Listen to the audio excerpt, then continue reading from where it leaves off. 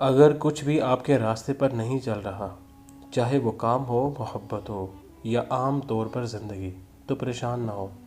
سب کچھ عارضی ہے اور وقت کے ساتھ سب بدل جاتا ہے۔ اگر آپ سکون چاہتے ہیں تو ہر چیز کو کم کریں، چاہے وہ کھانا ہو یا کچھ اور۔ لہٰذا دولت مندوں سے حسد کرنا بربادی ہے۔ آپ کے پاس جو کچھ ہے ان کے پاس نہیں ہے۔ کیا آپ نے کبھی غور کیا ہے کہ آپ اپنے آس پاس کے لوگوں کی طرح بن رہے ہیں؟ ماحول کا آپ کی شخصیت پر گہرا اثر ہوتا ہے۔ اپنے غصے پر قائم رہنا ایسا ہے جیسے خود زہر پینا اور دوسرے کی مرنے کی توقع کرنا۔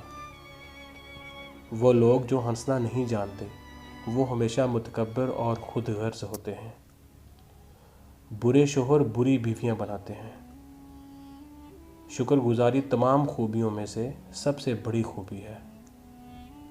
آئیے ہم اپنے پڑوسیوں کے ساتھ نرمی سے پیش آئیں اور لوگوں کے قرض معاف کریں جیسا کہ ہم خود کو معاف کرنے کی امید رکھتے ہیں۔ اگر آپ کو لگتا ہے کہ ایک چیز واقعی میں آپ کے لیے اہمیت رکھتی ہے تو اس کی قیمت ادا کریں۔ اگر آپ اس کی قیمت ادا کیے بغیر حاصل کرنا چاہتے ہیں تو آپ لالچی اور بے وقوف ہیں۔ ایک آدمی کے اندر ہزاروں خیالات پڑے ہوتے ہیں جن کا اسے اس وقت تک علم نہیں ہوتا جب تک کہ وہ لکھنے کے لیے قلم نہ اٹھا لے۔ خوشگوار نظر دل کو خوشی دیتی ہے۔ کبھی بھی میٹھا لفظ کہنے کا موقع ضائع نہ کریں۔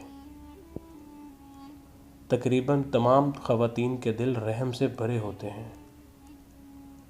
ایک نوجوان جوڑے کو ایک دوسرے سے پیار کرتے دیکھنا کوئی تعجب کی بات نہیں ہے، لیکن ایک بوڑھے جوڑے کو ایک دوسرے سے پیار کرتے دیکھنا سب سے بہترین نظارہ ہے۔